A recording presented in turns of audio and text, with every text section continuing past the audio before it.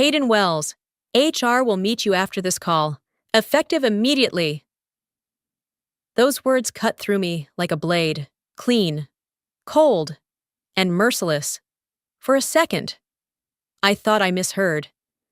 But the silence in the glass-walled boardroom told me I hadn't.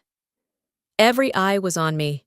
The woman who had spent 11 months architecting a deal worth $3.2 billion now, being erased mid-sentence. My fingers brushed against the sleek red pen lying beside the contract. The same pen Mason Kane gave me on my first day as vice president. This pen closes the biggest deals, he'd said back then. Today. It sat between us like a cruel joke. I forced myself to look at him. Mason, CEO of Stratagem Capital Partners. Polished, poised, 45 and smug, with that manufactured smile he wore for investors. He was once my mentor, the man who told me, "You're the future of this company, Hayden." The man who promised me equity, partnership, a seat at the table I helped build. Now, he was the one pulling the chair out from under me. "Leadership misalignment," he added, voice like glass shattering across marble. The explanation was as hollow as his loyalty. For 5 years, I carried Stratagem on my back. From late-night flights to 4 a.m. negotiations, I turned impossible prospects into signed contracts, while Mason networked in private clubs. I was in the trenches, fighting to keep us solvent through 2 market crashes. This deal, the one I was about to seal, was our lifeline. It was my work, my strategy, my leverage that brought Armitage Holdings to this table. And yet, here I stood, blindsided, while he smiled for the cameras. He wanted my silence. He wanted me gone before the ink dried, because the headlines tomorrow would read, "Mason Kane delivers record-breaking deal," not "Hayden Wells engineered it." A ripple of whispers spread across the room as security approached. My badge was plucked from my blazer and scanned. On the monitor, a line of text flashed in bold. "Pending secondary signature, HW required." No one noticed, no one except me. I slipped the red pen into my pocket and walked out without a word. Betrayal burned like acid in my throat, but under the fire, something colder stirred. This wasn't over, not by a long shot. Those words were still slicing through me when I stepped out of the boardroom. Effective immediately. The phrase echoed in my head like a judge's gavel. My ears caught fragments of whispers. But my face didn't betray a thing. If Mason wanted to humiliate me, he'd have to work harder than that. The hallway stretched ahead like a runway, lined with glass offices and frozen stairs. People pretended to be busy, but their eyes followed me, some wide with shock, others sharp with curiosity. A few even dared to look smug, the kind of opportunists who thrive on someone else's downfall. Let them stare. I walked straight, heels clicking against the marble, chin level, like I was still leading the damn deal instead of being escorted out of it. The weight of the red pen in my coat pocket was almost comforting. That pen had signed contracts worth hundreds of millions. Mason gave it to me 5 years ago, saying, "This pen closes history-making deals." I wonder if he imagined it would close his. Ahead, the Stratagem lobby unfolded, white marble floors, columns gleaming under LED lights, cameras flashing like paparazzi. Word travels fast in Manhattan. Somehow the press had already gathered. Their voices rose in a chorus of questions. "Hayden, is it true you've been terminated? Did the board force you out? Is the deal collapsing?" I didn't flinch. If there's one thing Wall Street respects, it's composure under fire. So I gave them what they weren't expecting, a smile. Cold, polished, and sharper than any blade Mason could swing. Behind me, Mason's voice rang out like a performance for the cameras. "Stratagem remains committed to completing this historic partnership." I didn't turn around, let him bask in his moment. He thought he'd erased me from the equation. He had no idea I wrote the variables. The security guard trailing me kept a professional distance, but I could feel his unease. People sense when something isn't what it seems, and nothing about me right now screamed defeat. If anything, I could taste control returning with every step. The elevator doors slid open, a mirrored box reflecting the steel in my eyes. I stepped inside, waited for the doors to close, and pulled out a slim, matte black phone, a device Mason had no idea existed. My thumb danced over the encrypted keypad, entering a code I'd memorized long before this day came. 6 characters, 2 words, phase alpha. A soft chime confirmed transmission. That was all it took. I slipped the phone back into my coat and let my fingers rest on the pen again. This wasn't revenge. It was architecture, every pillar laid months in advance. Mason thought firing me mid-sentence ended the game. He didn't see the board I'd built underneath his table. The elevator hummed down, smooth and silent. My reflection stared back, lips curved in the faintest smile. Not joy, something colder. The kind of calm that comes when you know exactly how the next 10 moves will play out. The doors opened to the underground garage. A black SUV waited, engine purring like it had been expecting me all along. I slid inside, and the city noise vanished behind tinted glass. The driver didn't speak. He didn't need to. This ride wasn't about conversation. As the SUV merged into Fifth Avenue traffic, Manhattan glittered outside like a diamond, sharp edges hidden under beauty. My phone vibrated once, then went still. A secure alert lit the screen. RMTG protocol active. Cut to London. A panoramic view of the Thames glimmered beneath floor-to-ceiling windows. Inside a high-rise office, a wall-sized display flared to life with the same words. ARMTG. Protocol. Active. A man in a tailored charcoal suit stepped into frame, lifting a glass of deep red wine. His reflection flickered on the glass as he smiled. Slow. Deliberate. "Welcome back. Hayden," Alexander murmured, voice low, confident. The skyline burned gold behind him, as if the city itself knew something had shifted. Back in Manhattan. I leaned against the seat, eyes fixed on the blur of lights outside. Mason thought walking me out was an ending. He couldn't be more wrong. It was the ignition. The SUV slid to a stop in front of a glass tower on Fifth Avenue, its surface glimmering under the Manhattan night. I didn't need to check the sign. I knew the name etched in steel, Barrington and Rowe, Global Legal Advisory. If stratagem was the battlefield, this was the war room. I stepped onto the pavement, the chill air biting against my skin.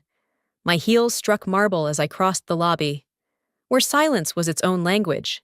No chatter, no wasted movement, just wealth, cold, polished, absolute.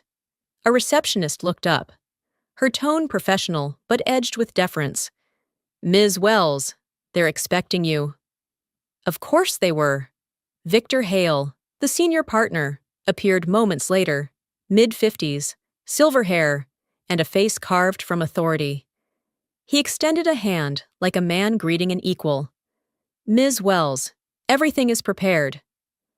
"Good," I said, matching his calm. There was no need for small talk. This wasn't a favor. It was a structure we built months ago. We moved through a corridor lined with frosted glass, every step muffled by thick carpet.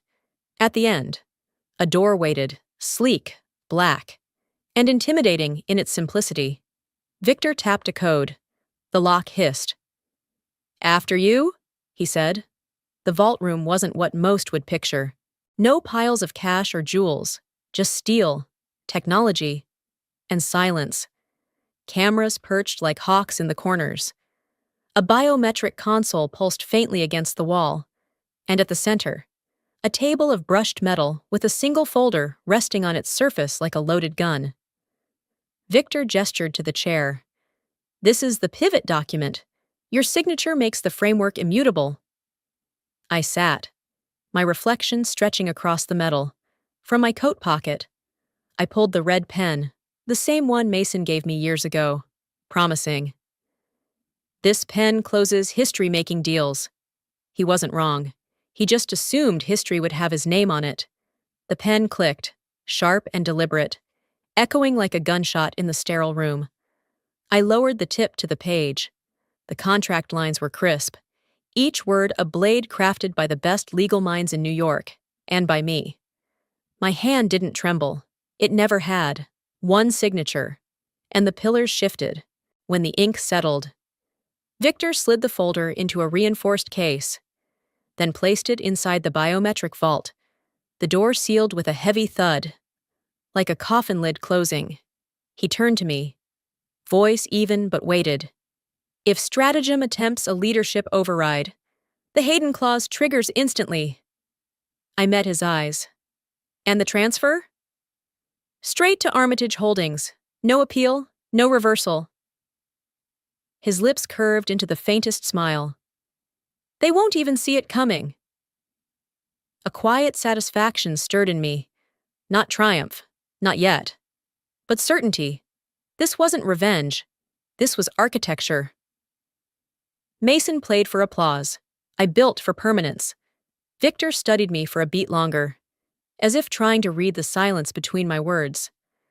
Anything else you need?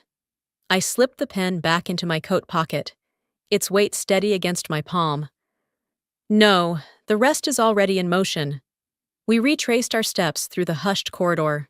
Outside the glass walls, Manhattan pulsed with light and motion, oblivious to the tectonic shift underway. People believed power was loud. Announcements, headlines, applause. They were wrong.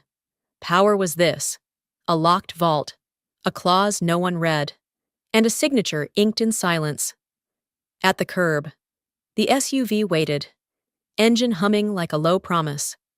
I paused for one last glance at the building behind me. Barrington and Row stood like a sentinel, its facade glowing gold against the night. They stripped my title, I murmured as I opened the door, but they can't erase the clauses I wrote. The city swallowed me back into its glittering arteries as the car merged into traffic. Ahead, lights streaked like fire across glass towers, and in the distance, a storm was gathering. One Mason Kane would never escape. While I vanished into Manhattan's shadows, Mason Kane stepped into the spotlight. The Stratagem Media Hall glowed like a stage set for triumph. Rows of cameras lined the back wall, their lenses gleaming like hungry eyes. Screens blazed with the company logo, flanked by the words, "A new era begins." Mason adjusted his tie in the mirrored column near the stage. His reflection smirked back. Every inch the conqueror. The dark silk suit, the pocket square folded to perfection. He looked like the embodiment of success. And he believed it. Reporters shifted as the doors opened, and Mason strode to the podium. Applause erupted. Not thunderous, but eager, rehearsed. Flashbulbs strobed against the polished backdrop as he rested one manicured hand on the podium and scanned the room with that predatory calm he'd mastered over the years. "The future of stratagem is secure," he began, voice rolling like a well-oiled machine. "This partnership signals the start of a historic transformation in our sector." Heads nodded, pens scribbled. The cameras drank him in. Mason thrived on this, the performance, the adoration, the illusion of control. He spread his arms like a man blessing his kingdom, feeding off every flash. Every headline he could already see splashed across tomorrow's papers. Someone shouted a question. "Mr. Kane, any comment on competitor interest? Reports suggest Armitage Holdings is making moves in similar markets." Mason's laugh cut clean through the air. "Armitage? We stay ahead of every player, including them." His teeth flashed in a grin meant for the evening news, but on a split-screen broadcast running behind the press pool.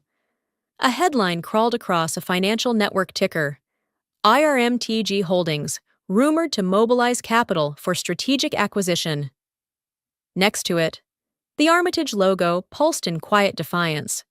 No one in the room seemed to notice, except the viewers at home and, somewhere across the Atlantic, Alexander Veyron with a glass of red wine in hand. Mason leaned forward, lowering his voice to that conspiratorial tone CEOs love to use when pretending to share secrets. We built stratagem on strength and vision. Nothing can derail what we've set in motion. The crowd ate it up. Minutes later, the conference ended in a blur of camera clicks and shouted questions. Mason exited flanked by his inner circle, his phone lighting up with notifications, stock surging, analysts applauding, hashtags crowning him the architect of a billion-dollar future. In a private lounge upstairs, a table waited with champagne already uncorked. Mason dropped into a leather chair like a king settling on his throne.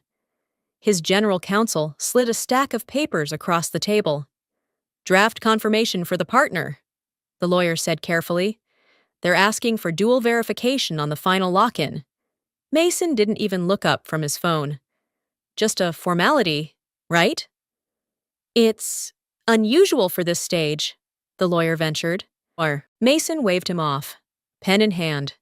"We don't have time for red tape." His signature sprawled across the page in bold strokes. He didn't skim the fine print. Didn't see the clause buried beneath the legal jargon. Pending secondary signature. Legal binding incomplete without authorized counterpart. The pen dropped with a satisfying tap. Mason leaned back, grinning at the swirl of golden champagne in his glass. Outside the windows, Manhattan glittered like a promise carved in light. "This," he murmured to no one in particular, "is what victory feels like." Laughter erupted as his team clinked glasses, oblivious to the quiet tremor threading its way through the foundation of their triumph. On a muted television mounted to the wall, a financial anchor's voice floated over a breaking banner. "IRMTG Holdings. Major announcement expected within 24 hours. But Mason didn't notice. He thought the signature sealed his power. He never saw the clause beneath the ink. By the time the champagne flutes emptied, the first crack had already formed. While Mason soaked in applause and headlines, a different story flickered across an attorney's monitor in the dim legal wing of Stratagem. "Urgent. EU filing alert." The subject line glared red against the white screen like an open wound. Victor, the firm's compliance chief, leaned closer. His fingers drummed the desk before he reached for his phone. "Mason," he said when the line connected. "We have an issue." Mason was still in the private lounge, sprawled in leather, a glass of champagne catching the city lights. He barely glanced at the phone before answering. "At midnight? This better be important." Victor's tone sharpened. "An override triggered in the European filings, something called the Hayden Clause." The name landed like a stone in Mason's chest for half a second. His jaw tightened. Then he forced a laugh. "Sounds like a leftover draft term. Handle it." "Mason, send me the file. I'll review it later." He hung up before Victor could respond. The SUV ride home felt longer than usual. Mason stared out at Manhattan's skyline, his own reflection fractured in the tinted glass. The phrase kept looping in his mind. The Hayden Clause. He knew the name. He remembered early negotiations, Hayden insisting on protective frameworks. But those were stripped months ago, weren't they? By morning, denial had thinned into unease. The boardroom was colder than usual, all chrome edges and hostile stares. Mason walked in, adjusting his cufflinks like armor. But the tension hit him like a wall. Every seat was filled, screens glowed with filings, headlines scrolling at the bottom. EU regulatory anomaly detected. The oldest board member spoke first, voice low and heavy. "What is this clause that just triggered?" Mason moved to the head of the table, summoning a smile that didn't reach his eyes.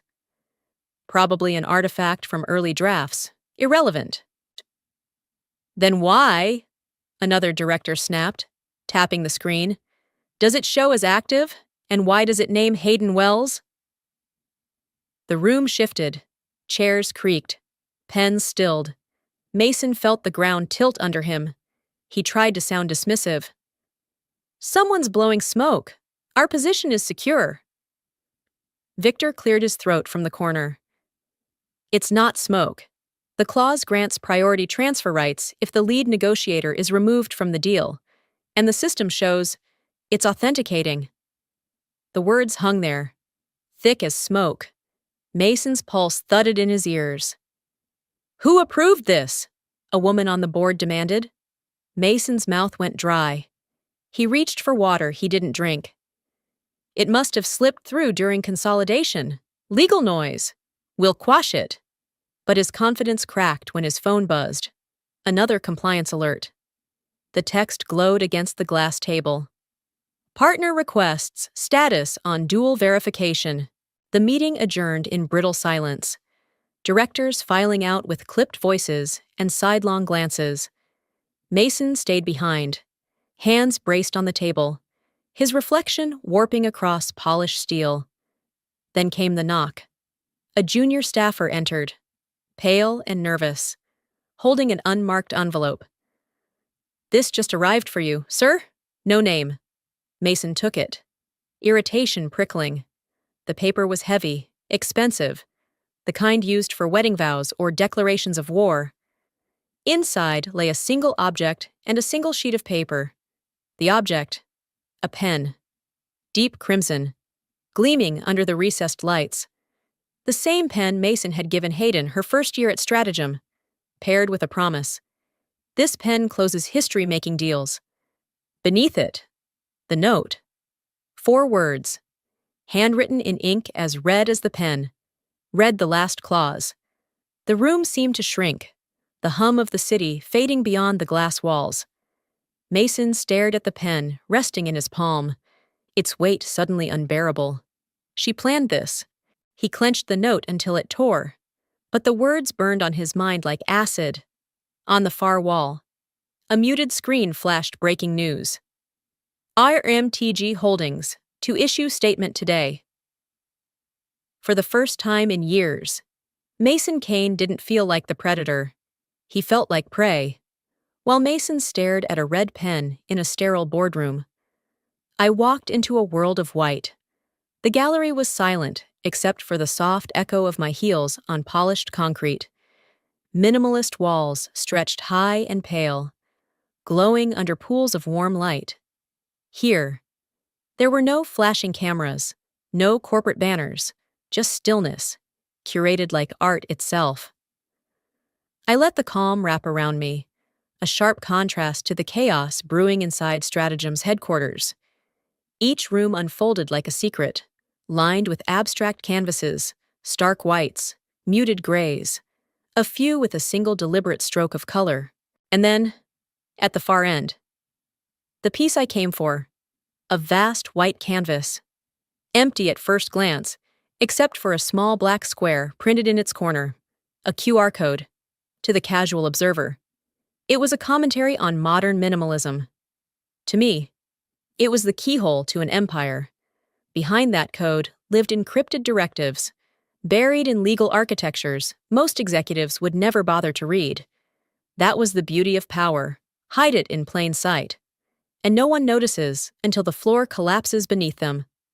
A low voice carried from behind me. You always had a taste for irony. I turned, lips curving faintly.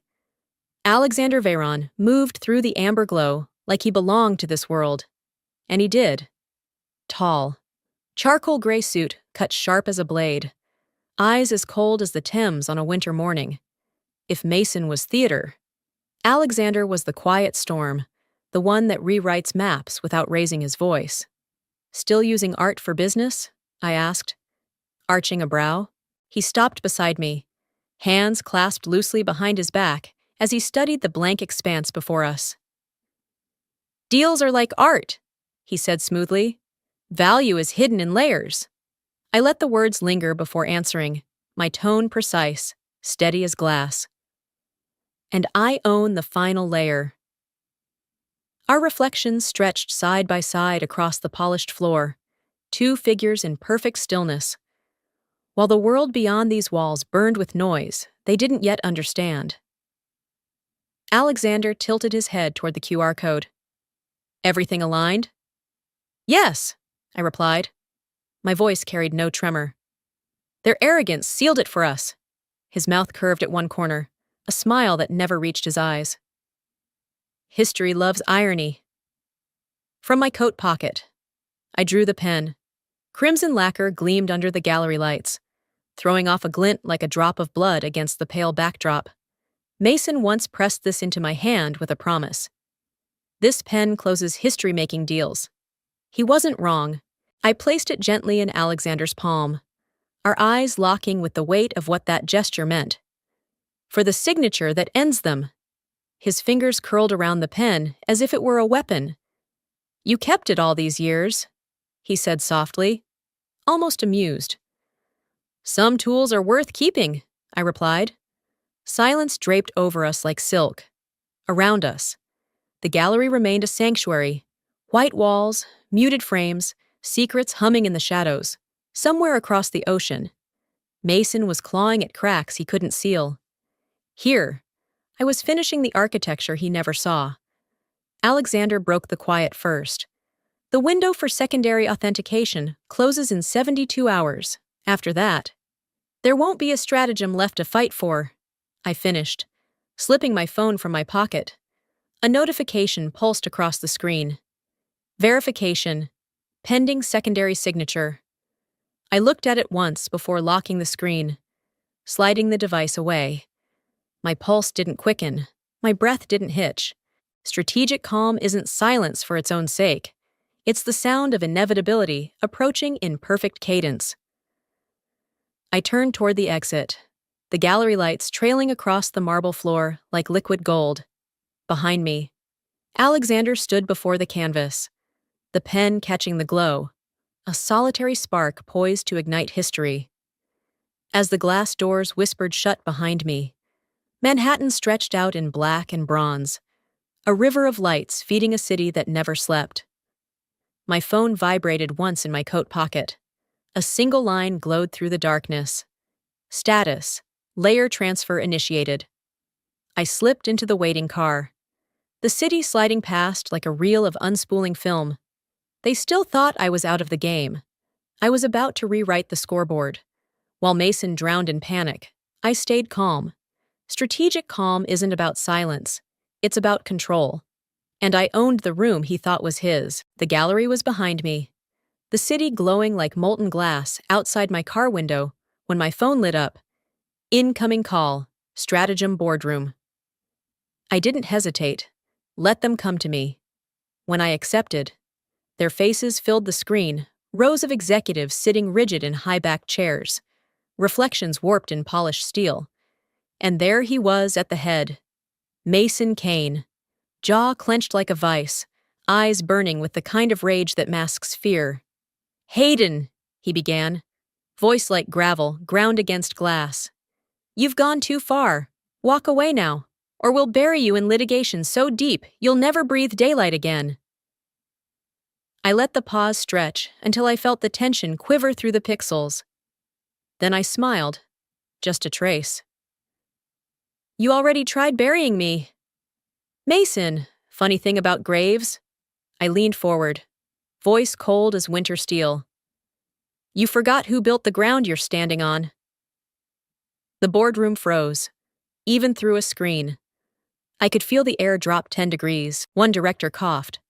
Another looked down like the table suddenly fascinated him. Mason's face tightened. Whatever stunt you're pulling ends tonight. Does it? I asked softly. Then I reached into the frame and drew out the weapon he never expected to see again. The pen. Crimson lacquer glinting like blood in candlelight. I turned it slowly between my fingers, the light catching the curve of metal, a deliberate dance. That pen you gave me? My tone didn't rise, but the weight of it sank deep into the silence. It's signing history, just not yours. You could have heard a breath shatter in that room. Not a word, not a whisper, just Mason staring at me.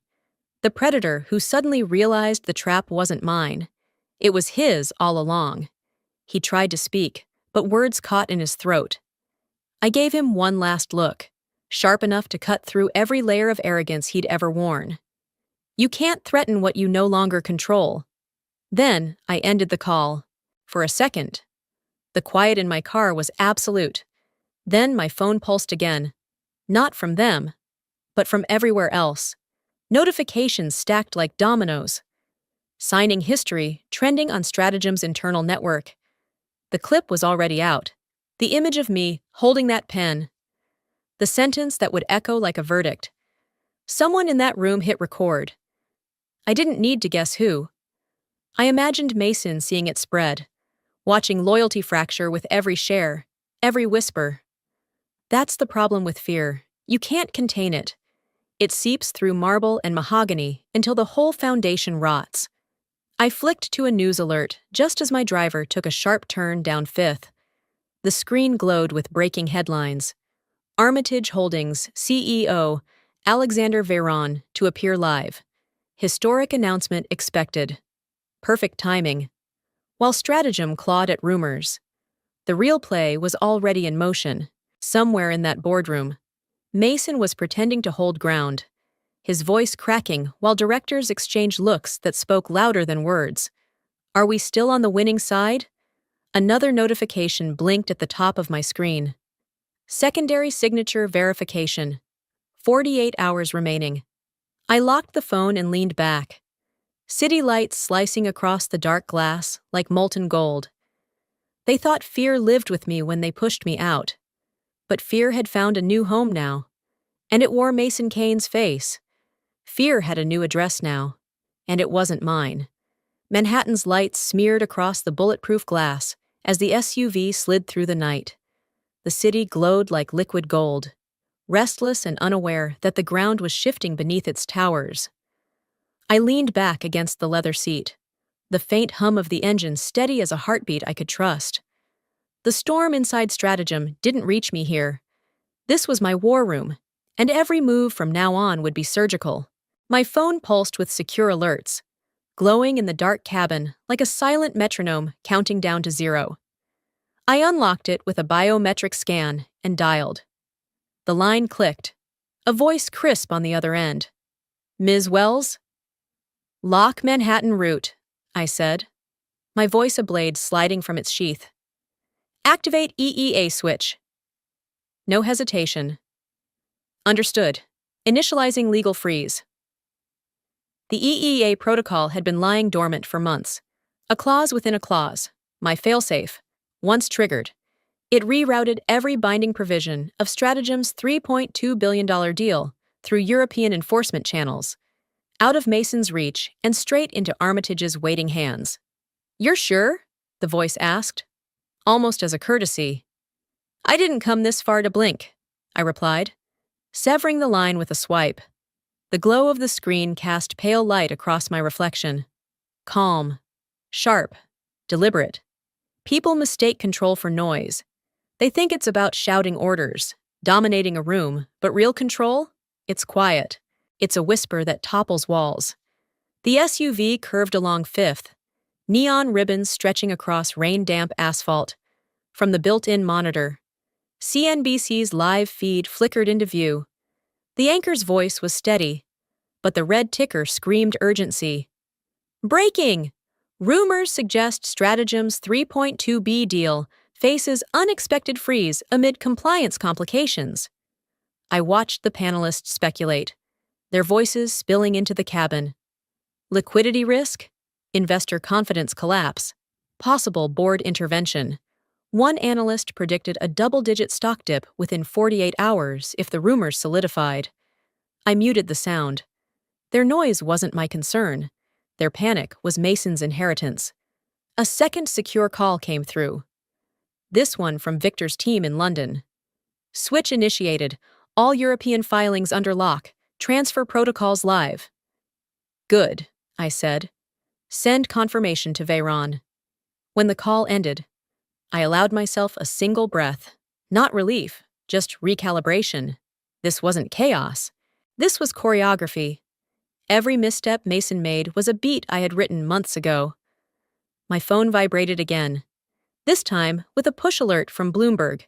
Fortune 100 tech giant Orion Systems announces strategic alliance with Armitage Holdings for global AI security. I stared at the headline for 3 long seconds, a slow smile ghosting across my lips. Orion wasn't just any ally. They were a titan. Their public endorsement would turn whispers into roars. Stratagem wasn't bleeding anymore. It was hemorrhaging. I opened a secure chat and typed a single line to Alexander. The board just lost its last illusion of control. His response came almost instantly. Orion's move will gut them before midnight. Proceed to phase Delta. I locked the screen and looked out the window as the SUV slipped onto the expressway. Steel and glass towers blurred past like fallen kings in the dark. Another alert lit my phone. Secondary signature verification, 24 hours remaining. 1 day left. Enough to make them sweat, but not enough for them to build a lifeboat. Perfect timing. I rested the back of my head against the leather seat, my fingers brushing the inside pocket where the crimson pen still slept, a quiet relic of promises Mason once made, now sharpened into his executioner's blade. They thought firing me would tomorrow. They'll watch me sign the obituary of everything they built. By the time dawn broke over Manhattan, Stratagem was already bleeding out. I sipped my coffee in silence, watching the city light up like a circuit board beneath the glass walls of my penthouse. My phone vibrated on the marble counter. Another cascade of alerts flooding the screen. Bank compliance alert. Funds on hold pending review. SEC notice. Urgent inquiry regarding transfer clauses. Every alert was a crack in Mason's empire, and I had drawn every fault line months ago. I swiped to the news feed. Bloomberg's headline blazed in crimson. Orion backs Armitage. Strategic alliance announced. Market reacts. Perfect timing. While I read in silence, I imagined Mason on the other side of this war, his morning starting with chaos. Not calm. He'd promised his board a flawless $3.2 billion deal. Instead, he woke up to frozen funds, plummeting stock, and whispers of a coup in the hallways he used to own. My phone pinged again. A financial analyst on CNBC. If the freeze holds, Stratagem could face a liquidity crisis within 72 hours. 72? They were being generous. Mason didn't have 12. I locked the screen and exhaled slowly. There was nothing to rush. Control isn't noise. It's the gravity you feel when everything starts to fall in the direction you designed. The next alert wasn't from a newsfeed. It was from inside Stratagem. A message leaked from the boardroom chat. Emergency meeting. All members online now. I almost smiled, from what I later heard. The scene was carnage disguised in Armani. Mason walked into that room with his tie hanging like a surrender flag. His voice already cracked from shouting down the fires. Phones buzzed against the polished table like locusts, and every screen screamed bad news. 600M funds frozen. SEC probe active. Stock down 12% pre-market. Directors sat rigid, their faces carved from ice. One of them finally snapped, slamming a palm against the table. You told us this deal was bulletproof, Mason. Now the banks are choking us, and Orion just crowned Armitage the king of security. Mason threw words like lifelines. This is sabotage. The Hayden Clause. She buried it in early drafts.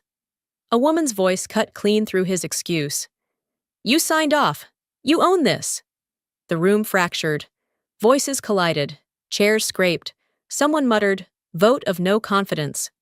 And the phrase clung to the air like smoke. Mason tried to call for order, but no one was listening. Not to him. Not anymore. While his kingdom burned. I stood in a quiet room 30 floors above the city, turning the crimson pen slowly between my fingers. Mason's gift, his symbol of power. Now sharpened into the blade of his undoing. My phone buzzed again. This time, not a headline, not a leak, a direct message. From Stratagem board member, subject, terms. Text, name your terms.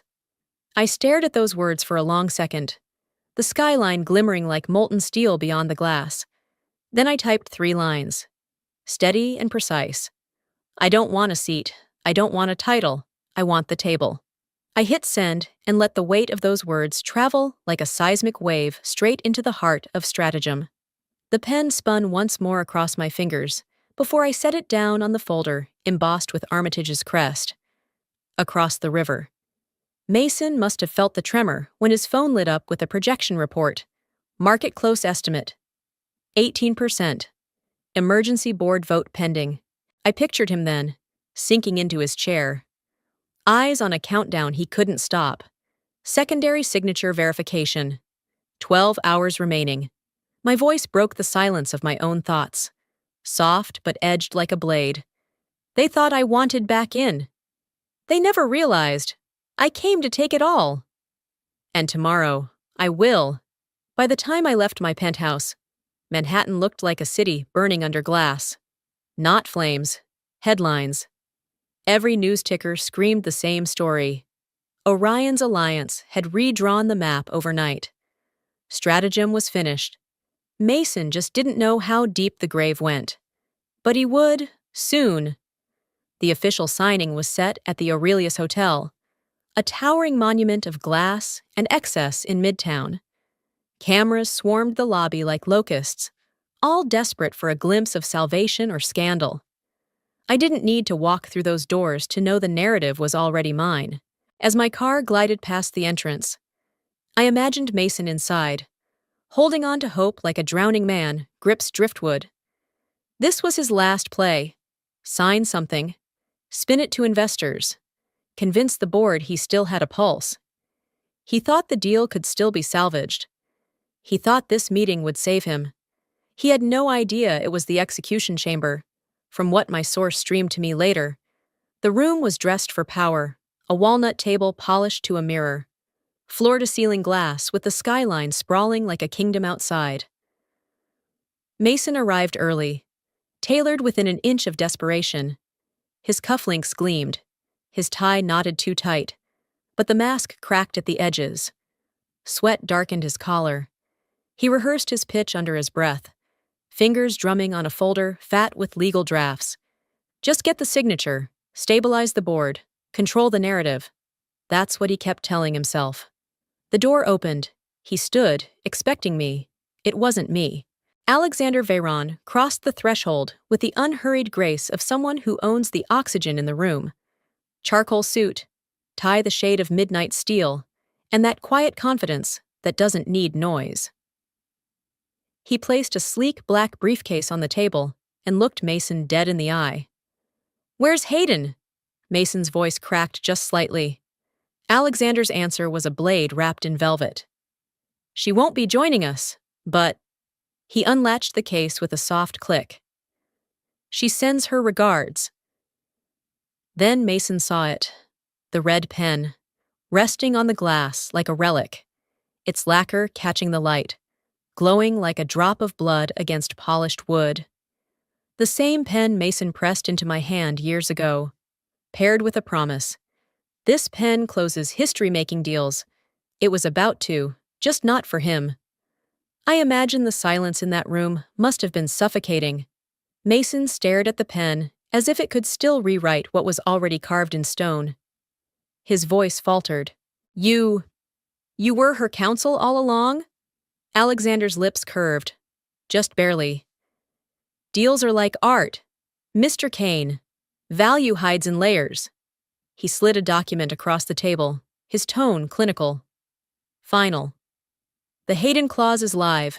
Orion's alliance sealed the control stack yesterday. There's nothing left for you to salvage." Mason gripped the edge of the table, knuckles bleaching white. "You can't." Alexander cut him off, his voice colder than marble. "You signed your name on the wrong canvas." He reached for the pen, slow, deliberate, and held it like a gavel about to strike. "This pen once built your empire," he said softly. "Tonight, it buries it."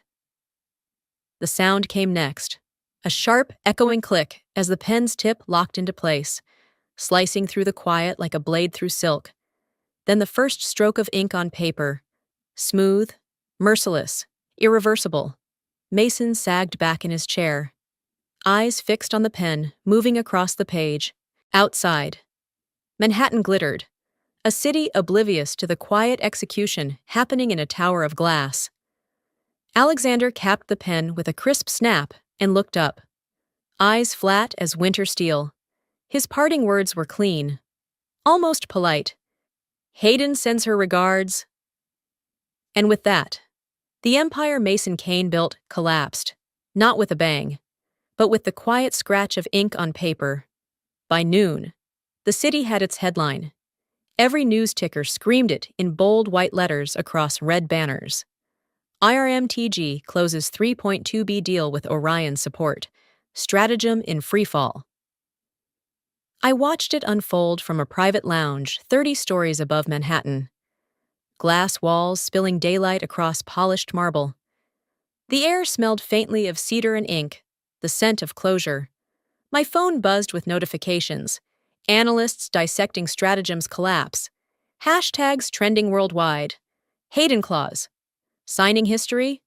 Boardroom bloodbath. For hours. I said nothing. Power speaks loudest, it silences.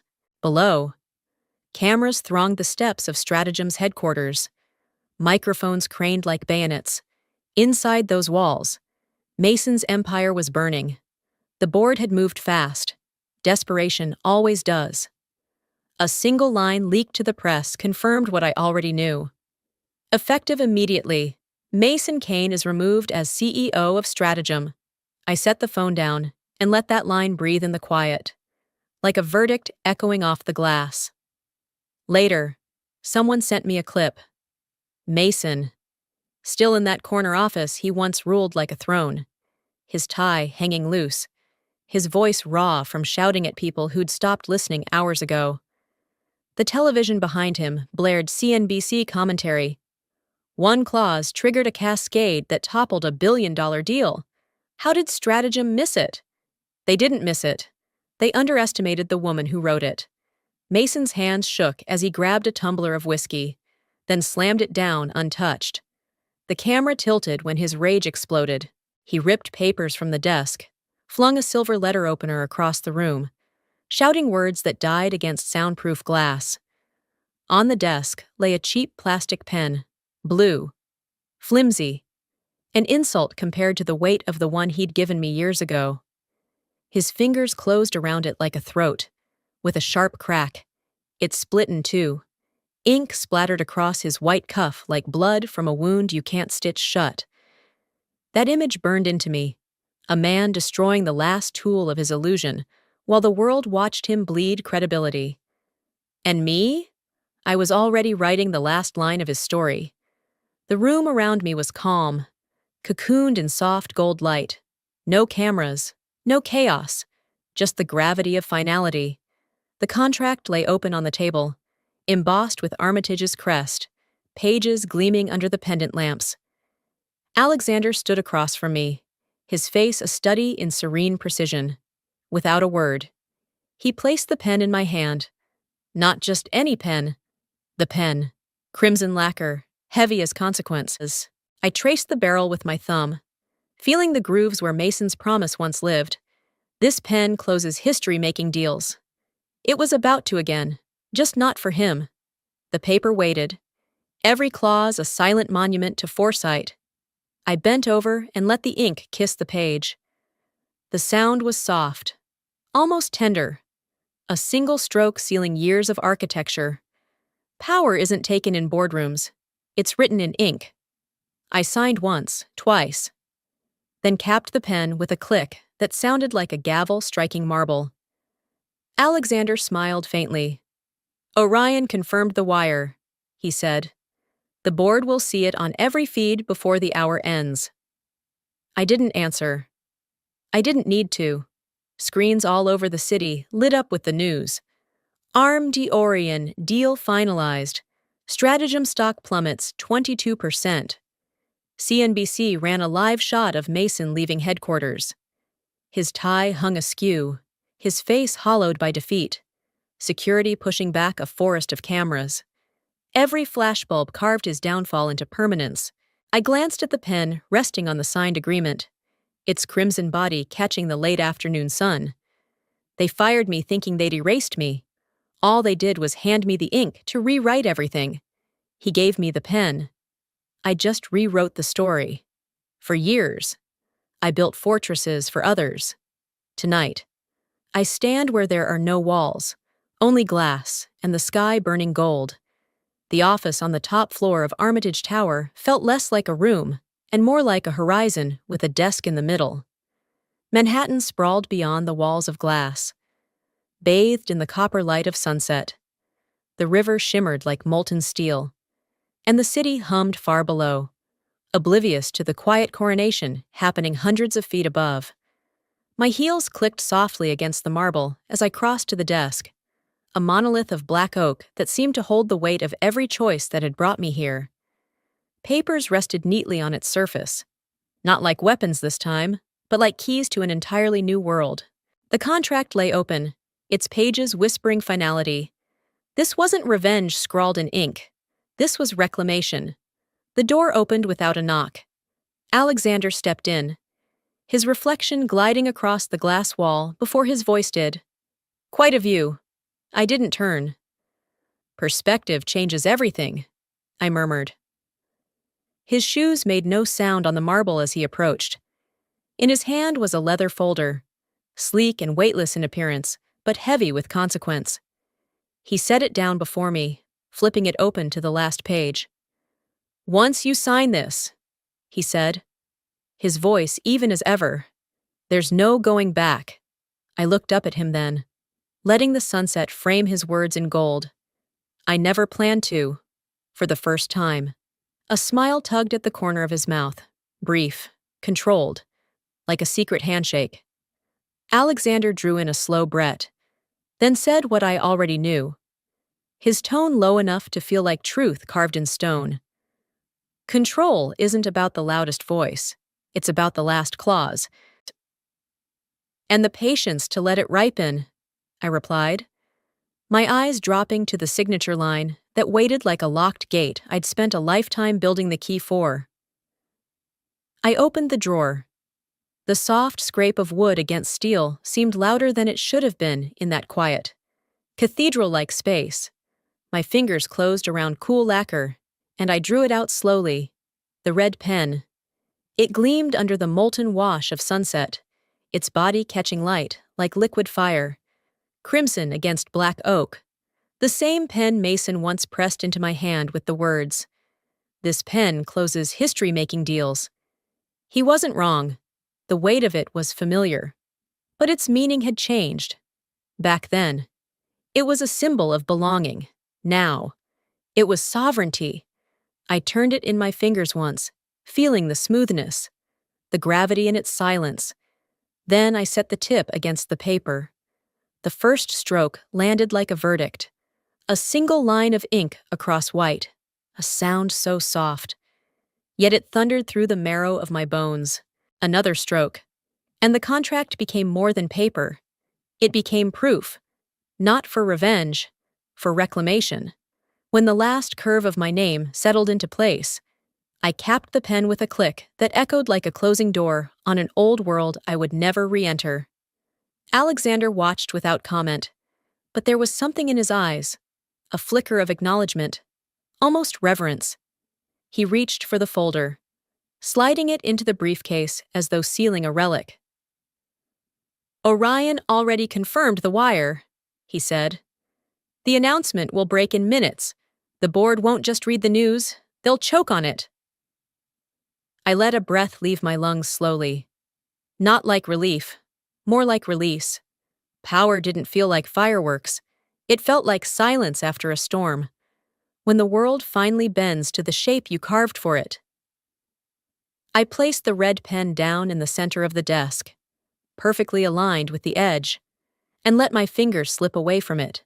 Beyond the glass, Manhattan's skyline burned brighter as the day bled into night, a city built on ambition, unaware that ambition had just rewritten its own rules. My voice was barely above a whisper, but it carried all the weight of the war that came before. They fired me from the room, so I bought the whole table. Fade to black.